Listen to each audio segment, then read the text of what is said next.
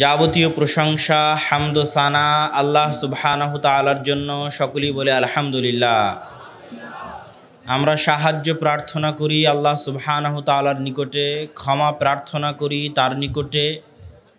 আমাদের যাবতীয় অন্যায় গুনাহ কাজের অনিষ্ট কুফল থেকে তার নিকটে পরিত্রাণ চাই।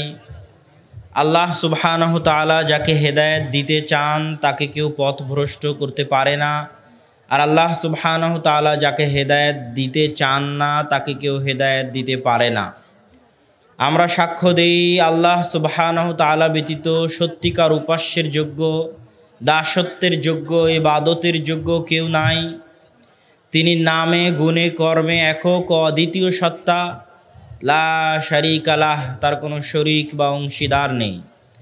আমরা আরও সাক্ষ্য দেই মুহাম্মদ সাল্লাল্লাহু আলাইহি ওয়াসাল্লাম আল্লাহ সুবহানাহু তাআলার প্রেরিত রাসূল এবং তার বান্দা দাস গোলাম। সম্মানিত উপস্থিতি, আজকে কসবা তাওহীদ ফাউন্ডেশনের উদ্যোগে আয়োজিত উক্ত ইসলামী সম্মেলনে আমার বক্তব্যের বিষয়বস্তু দেওয়া আছে তাওহীদ ও শিরকের পরিচয়।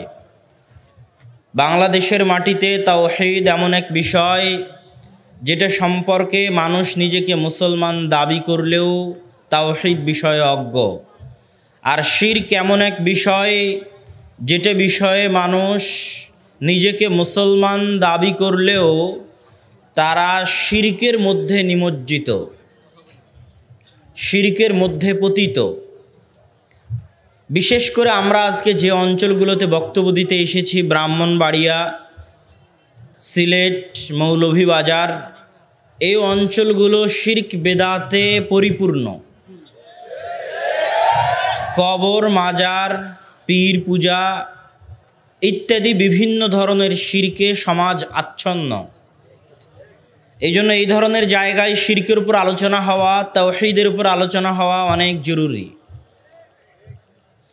আপনাদেরকে তাওহীদ এবং শিরকের এই আলোচনা শুনে বুঝে নিজ নিজ এলাকায় গিয়ে এটার প্রচার করতে হবে, এবং তাওহীদের প্রচারই হচ্ছে ইসলামের দাওয়াতের মৌলিক ভিত্তি, মৌলিক নীতি। এটা দিয়েই সব নবী রাসূল তাদের দাওয়াত শুরু করেছেন, এটা দিয়েই রাসূল সাল্লাল্লাহু আলাইহি ওয়াসাল্লাম দাওয়াত শুরু করার নসিহা করেছেন। এটাই হচ্ছে সব কিছুর মৌলিক ভিত্তি, সার নির্যাস। আল্লাহ সুবহানাহু তাআলা পবিত্র কোরআন মাজিদে বলছেন, আমি আপনাদের সামনে যে আয়াত পাঠ করলাম সূরা নাহলের, আম্মান খালাকাস সামাওয়াতি ওয়াল আরজ, দুনিয়ার মানুষ তোমাদের নিকটে জিজ্ঞাসা আসমান জমিন কে সৃষ্টি করেছে। দুনিয়ার মানুষ উত্তরে বলবে আল্লাহ সুবহানাহু তাআলা সৃষ্টি করেছে, এটা আল্লাহ সুবহানাহু তাআলা জানেন। আল্লাহ সুবহানাহু তাআলা পরের বাক্যে বলছেন, ওয়াংজালনা লাকুম মিনাস সামাই মা, দুনিয়ার মানুষ আসমান থেকে তোমাদের জন্য বৃষ্টি বর্ষণ করে কে? আল্লাহ সুবহানাহু তাআলা জানেন যে দুনিয়ার মানুষ উত্তরে বলবে যে আল্লাহ সুবহানাহু তাআলা এই বৃষ্টি বর্ষণ করান। পরের বাক্যে আল্লাহ সুবহানাহু তাআলা দুনিয়ার মানুষকে জিজ্ঞেস করছেন যে কে এই বৃষ্টি থেকে তোমাদের জন্য ফল ফলাদি ফসল গাছপালা উৎপাদন করে থাকে, বীজ থেকে অঙ্কুরোদ্গম কে ঘটায়? দুনিয়ার মানুষ উত্তরে বলবে যে আল্লাহ সুবহানাহু তাআলা ঘটান। এইটা আল্লাহ সুবহানাহু তাআলা জানেন যে দুনিয়ার মানুষ এই উত্তর দিবে।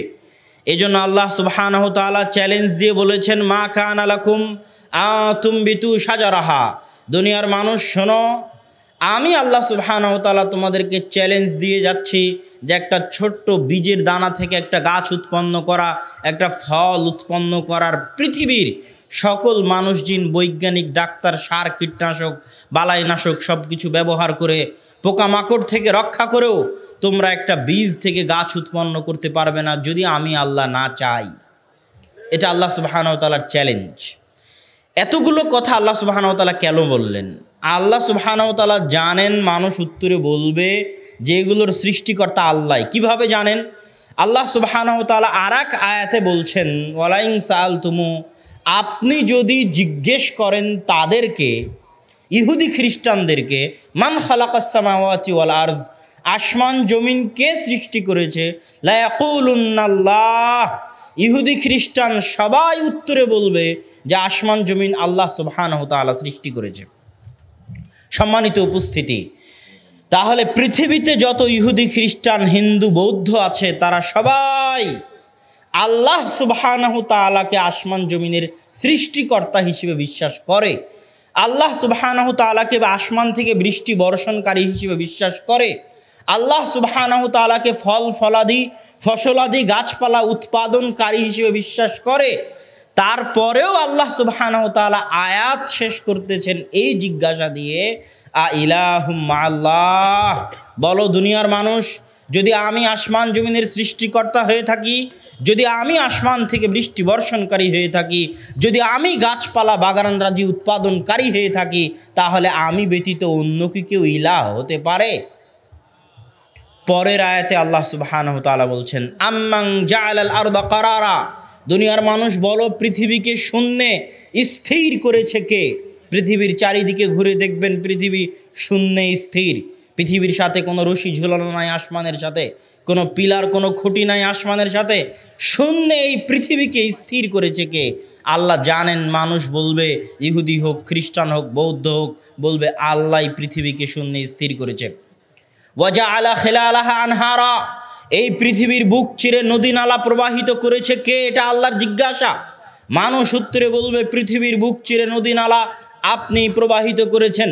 তারপরে আল্লাহ সুবহানাহু তাআলা জিজ্ঞাসা করতেছেন, ওয়াজআলা লাহা রাওয়াসিয়া, এই পৃথিবীর বুকে পেরেক স্বরূপ, খুঁটি স্বরূপ, তার স্থিরতা, তার ভারসাম্যতাকে রক্ষা করার জন্য পেরেক স্বরূপ, খুঁটি স্বরূপ হিমালয় পাহাড়ের মতো বড় বড় পর্বতরাজি এই পৃথিবীর মধ্যে স্থাপন করেছে কে? আল্লাহ জানেন। মানুষ বলবে আল্লাহ সুবহানাহু ওয়া তাআলা স্থাপন করেছেন। তারপরে আল্লাহ বলছেন, ওয়াজআলা বাইনাল বাহরাইনি হাজিজা, দুনিয়ার মানুষ দুই সমুদ্রের মাঝে, দুই নদীর মাঝে, নদী ও সমুদ্রের পানির মাঝে একটা লোনা পানি আর একটা মিষ্টি পানি, দুই সমুদ্র দুই নদীর পানির মাঝে, সমুদ্র আর নদীর পানির মাঝে আর সৃষ্টি করেছে কে? একটা আর একটার পাশাপাশি আছে, তবুও একটা আর একটার সাথে মিলে যায় না। আল্লাহ জানেন। দুনিয়ার মানুষ উত্তরে বলবে আর সৃষ্টি করেছেন আল্লাহ সুবহানাহু ওয়া তাআলা।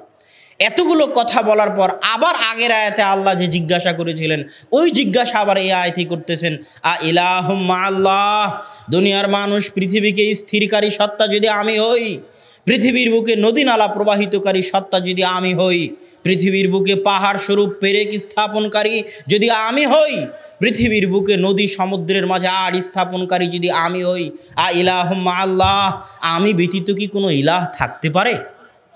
এটা আল্লাহ সুবহানাহু ওয়া তাআলার জিজ্ঞাসা, উত্তর মানুষ দিবে। সম্মানিত উপস্থিতি, এই দুই আয়াত দিয়ে আমি যেটা বুঝাতে চাচ্ছি, এই দুই আয়াতের মধ্যে আরও 2-3 আয়াত আল্লাহ সুবহানাহু ওয়া তাআলা এরপরে বলেছেন। একই জিজ্ঞাসা দিয়ে আল্লাহ আয়াত শেষ করেছেন। তো আমি দুটো আয়াতই তার মধ্যে পাঠ করলাম।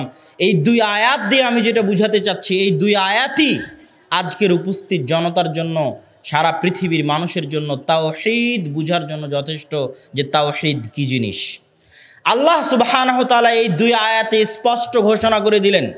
আল্লাহ সুবহানাহু ওয়া তাআলার এই দুই আয়াতের স্পষ্ট ঘোষণা হচ্ছে, আল্লাহকে আসমান জমিনের সৃষ্টিকারী হিসেবে বিশ্বাস করা, আল্লাহকে ইলাহ হিসেবে বিশ্বাস করা নয়। আল্লাহ সুবহানাহু ওয়া তাআলাকে রিজিক দাতা হিসেবে বিশ্বাস করা, আল্লাহ সুবহানাহু ওয়া তাআলাকে ইলাহ হিসেবে বিশ্বাস করা নয়। আল্লাহ সুবহানাহু ওয়া তাআলাকে আসমান থেকে বৃষ্টি বর্ষণকারী হিসেবে বিশ্বাস করা, আল্লাহ সুবহানাহু ওয়া তাআলাকে ইলাহ হিসেবে বিশ্বাস করা নয়। আল্লাহ সুবহানাহু ওয়া তাআলাকে ফসলাদি গাছপালা উৎপন্নকারী হিসেবে বিশ্বাস করা, আল্লাহ সুবহানাহু ওয়া তাআলাকে ইলাহ হিসেবে বিশ্বাস করা নয়। আল্লাহ সুবহানাহু ওয়া তাআলাকে পৃথিবী স্থিরকারী হিসেবে বিশ্বাস করা, আল্লাহ সুবহানাহু ওয়া তাআলাকে ইলাহ হিসেবে বিশ্বাস করা নয়। আল্লাহ সুবহানাহু ওয়া তাআলাকে পৃথিবীর বুকে পেরেক স্বরূপ পাহাড় স্থাপনকারী হিসেবে বিশ্বাস করা, আল্লাহ সুবহানাহু ওয়া তাআলাকে ইলাহ হিসেবে বিশ্বাস করা নয়। আল্লাহ সুবহানাহু ওয়া তাআলাকে পৃথিবীর বুকে নদী নালা প্রবাহিতকারী হিসেবে বিশ্বাস করা, আল্লাহ সুবহানাহু ওয়া তাআলাকে ইলাহ হিসেবে বিশ্বাস করা নয়। এটা আল্লাহ ঘোষণা করে দিলেন। কিভাবে? আল্লাহ জানেন পৃথিবীর সব মানুষ আল্লাহকে আসমান জমিনের সৃষ্টিকর্তা হিসেবে বিশ্বাস করে, ইলাহ হিসেবে বিশ্বাস খুব কম মানুষই করে। এই জন্য বলছেন, আ ইলাহুম মাআল্লাহ, শোনো, যারা আমাকে আসমান জমিনের সৃষ্টিকর্তা বিশ্বাস করো, তারা আমাকে ইলাহ হিসেবে বিশ্বাস করো না কেন? এটা আল্লাহর জিজ্ঞাসা। সম্মানিত উপস্থিতি, আবু জাহাল, আবু তলেব, আবু লাহাব আল্লাহকে আসমান জমিনের সৃষ্টিকর্তা হিসেবে বিশ্বাস করত। আবু জাহাল, আবু তলেব, আবু লাহাব আল্লাহ সুবহানাহু তাআলাকে আসমান থেকে বৃষ্টি বর্ষণকারী হিসেবে বিশ্বাস করত। আবু জাহাল, আবু তলেব, আবু লাহাব আল্লাহ সুবহানাহু তাআলাকে পৃথিবীর বুকে নদী নালা প্রবাহিতকারী হিসেবে বিশ্বাস করত। আল্লাহ সুবহানাহু তাআলাকে পৃথিবীর বুকে পেরেক স্থাপনকারী হিসেবে বিশ্বাস করত। আল্লাহ সুবহানাহু তাআলাকে ফল ফলাদি গাছপালা উৎপন্নকারী হিসেবে বিশ্বাস করত। তাহলে আল্লাহর রাসূল কেন আবু জাহাল, আবু লাহাব, আবু তলেবের বিরুদ্ধে যুদ্ধ করতে গেলেন? আবু জাহাল, আবু তলেব, আবু লাহাব আমার আপনার চাইতেও অনেক ক্ষেত্রে ভালো ছিল। আজকের যারা মুশরিক, আজকের যারা তাওহীদ বোঝে না, তাদের চাইতে অনেক অনেক তাদের বুঝ শক্তি ভালো ছিল। তারা আল্লাহ সুবহানাহু তাআলার উপর বিশ্বাস স্থাপন করত। তার বহু অগণিত অসংখ্য দলিল আছে। আব্দুল মুত্তালিব তার ছেলের নাম রেখেছে আব্দুল্লাহ। আল্লাহ যদি বিশ্বাস না করবে তো আব্দুল্লাহ নাম রাখবে কেন? আব্দুল মুত্তালিব তার ছেলের নাম কি রেখেছে? আব্দুল্লাহ।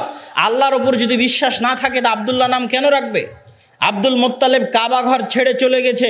আলাম তারা কাইফা ফাআলা রাব্বুকা বিআসহাবিল ফিল, আব্রাহার হাতির বাহিনী যখন এসেছে তখন আব্দুল মুত্তালিব কাবা ঘর ছেড়ে চলে গেছে। কার ওসিলায় কাবা ঘর রেখে গেছে? আল্লাহর কাছে কাবা ঘর সুপুর্দ করে রেখে গেছে। ইতিহাস সাক্ষী।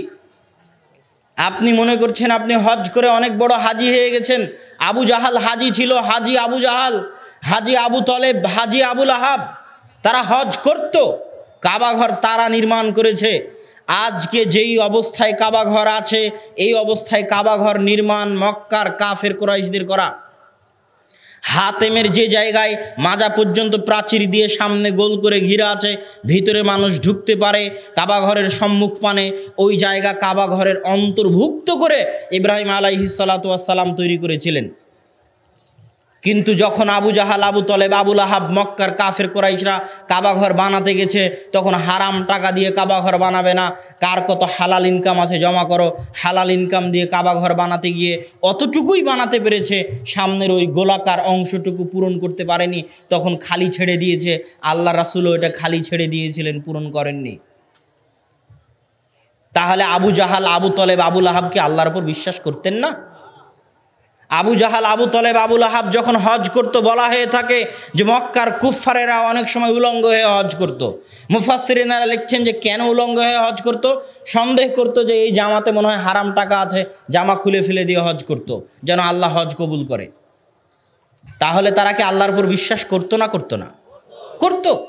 আবু জাহাল যখন গেল বদরের যুদ্ধে, তখন আবু জাহাল কাবা ঘরে গিয়ে দোয়া করছে, আল্লাহুম্মা আনসুর আহদাল ফিআতাইন, হে আল্লাহ।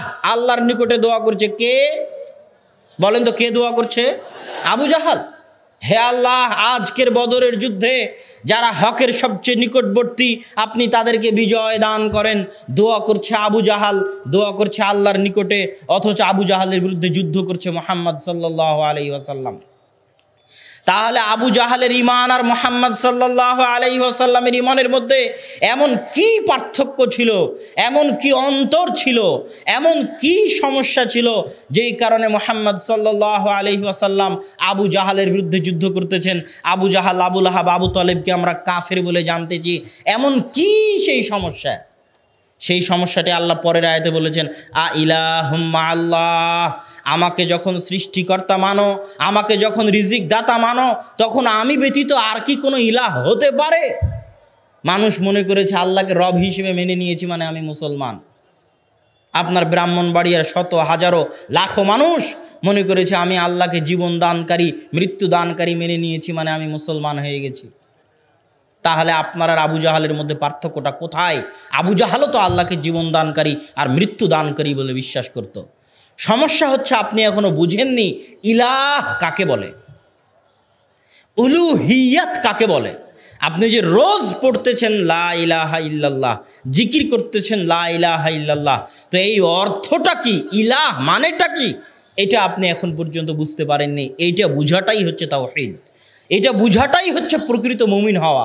এই ইলাহের জায়গায় আবু জাহাল আর মুহাম্মদ সাল্লাল্লাহু আলাইহি ওয়াসাল্লামের ঈমানের পার্থক্য। আল্লাহ সুবহানাহু ওয়া তাআলা কোরআনের সূরা ফাতিহাতে বলছেন, আলহামদুলিল্লাহি রাব্বিল আলামিন, প্রশংসা রব্বুল আলামিনের, আলামিনের রবের। আল্লাহ বলেননি আলহামদুলিল্লাহি রব্বিল মুসলিমিন, আলহামদুলিল্লাহি রব্বিল মুমিনিন, আলহামদুলিল্লাহি রব্বিল মুজাহিদিন, আলহামদুলিল্লাহি রব্বিল মুহাজিরিন ওয়ান নাসারা। প্রশংসা মুমিনদের রবের, প্রশংসা মুসলমানদের রবের, প্রশংসা মুজাহিদদের রবের, প্রশংসা আনসারি মুহাজিরদের রবের। এটা আল্লাহ সুবহানাহু ওয়া তাআলা বলেননি, বলেছেন আলামিন। আসমান জমিন এবং তার মাঝে যা কিছু আছে তাদের সকলের রব। মানে ইহুদিরও রবকে, রব মানে লালন পালন কর্তা। রব্বির হামহুমা কামা রব্বায়ানি, রব্বি হে লালন পালন কর্তা, ইরহামহুমা তাদের উপর দয়া করুন, কামা রব্বায়ানি যেমনভাবে তারা আমাদের লালন পালন করেছিল। দুটোই রব। রব্বি হে লালন পালন কর্তা, দয়া করুন তাদের প্রতি, রব্বায়ানি যেমনভাবে তারা লালন পালন করেছিল আমাকে ছোট অবস্থায়। তো রব মানে লালন পালন করেন যিনি, খেতে দেন যিনি, জীবন মৃত্যুর মালিক যিনি, রুজি রুটি দেন যিনি, বৃষ্টি বর্ষণ করেন যিনি, ফসল ফলাদি উৎপন্ন করেন যিনি, তিনি রব। তো যে আল্লাহ সুবহানাহু ওয়া তাআলাকে রোজ গালি দেয়, ওরও জীবন মৃত্যুর মালিক কে? আল্লাহ। যে ইহুদি যে খ্রিস্টান, ওরও রিজিক দাতাকে? আল্লাহ। এই জন্য আল্লাহ রব্বুল আলামিন, আসমান জমিন এবং তার মাঝে যা কিছু আছে সকলের লালন পালন কর্তা।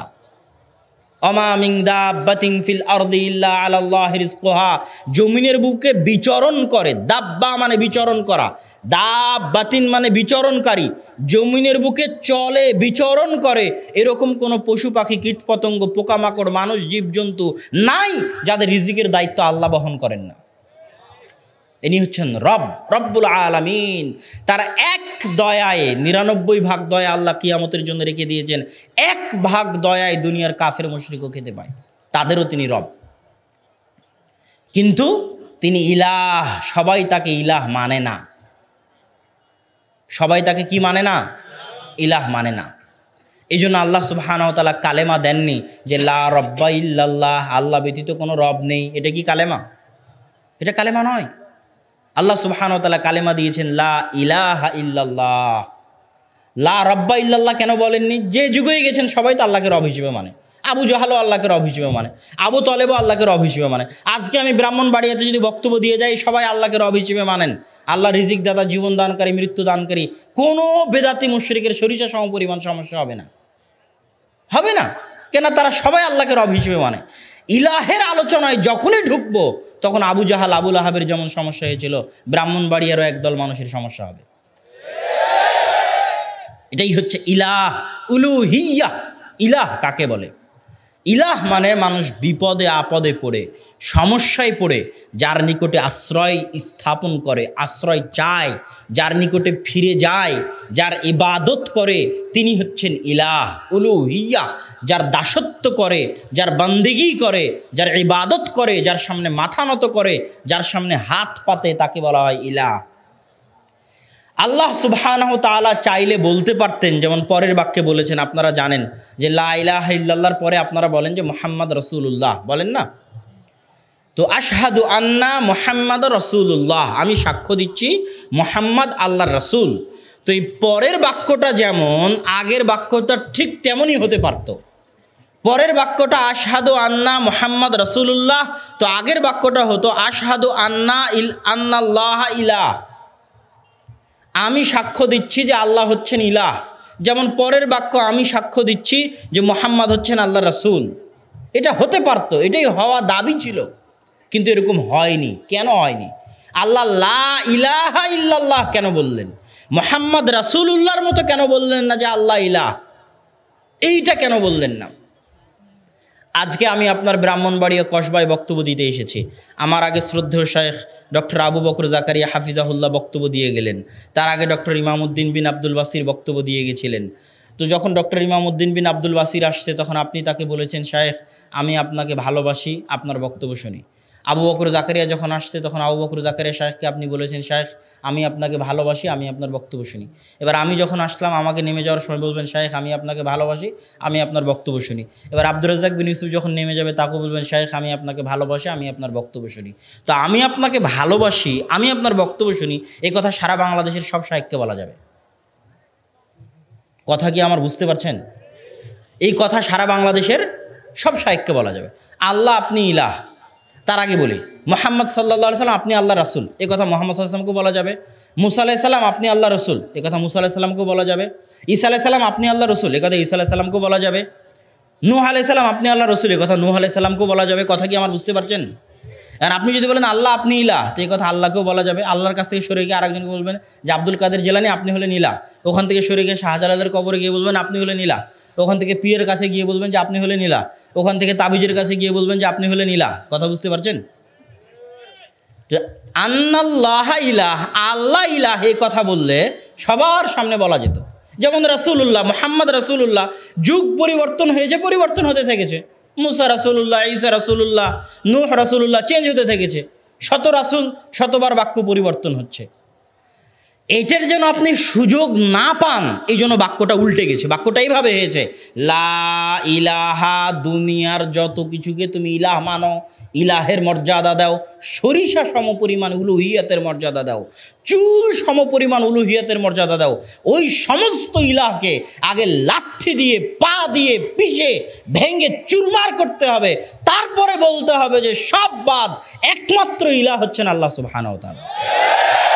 এটা হলো লা ইলাহা ইল্লাল্লাহর অর্থ। লা ইলাহা ইল্লাল্লাহ বললে অন্য কারো মাঝে উলুহিয়াত ঢুকানোর সরিষা সমপরিমাণ, চুল সমপরিমাণ সুযোগ থাকবে না যে আল্লাহ কাউকে মানি না, শুধু আপনার উলুহিয়াতকে মানি। এটা হলো লা ইলাহা ইল্লাল্লাহ। আল্লাহ সুবহানাহু ওয়া তাআলা কোরআনে বলতে পারতেন যে না'বুদুকা ওয়া নাস্তাঈনুকা, হে আল্লাহ আমি আপনার ইবাদত করি, আমি আপনার নিকটে সাহায্য চাই। সেটা না বলে আল্লাহ বললেন ইয়্যাকা না'বুদু ওয়া ইয়্যাকা নাস্তাঈন। কেন আমি আপনার ইবাদত করি, আমি আপনার সাহায্য চাই, এটা সবাইকে বলা যাবে, এমন কেউ নাই যাকে বলা যাবে না। সবার সামনে গিয়ে বলা যাবে আমি আপনার ইবাদত করি, আমি আপনার সাহায্য চাই।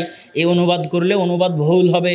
ইয়্যাকা না'বুদু ওয়া ইয়্যাকা নাস্তাঈন, এই বাক্যের অর্থ হচ্ছে যে আল্লাহ শুধুই শুধু, অনলি অন, একমাত্র আপনারই ইবাদত করি, আপনার কাছেই চাই, আপনি ব্যতীত অন্য কারো ইবাদত করি না, অন্য কারো কাছে চাই না।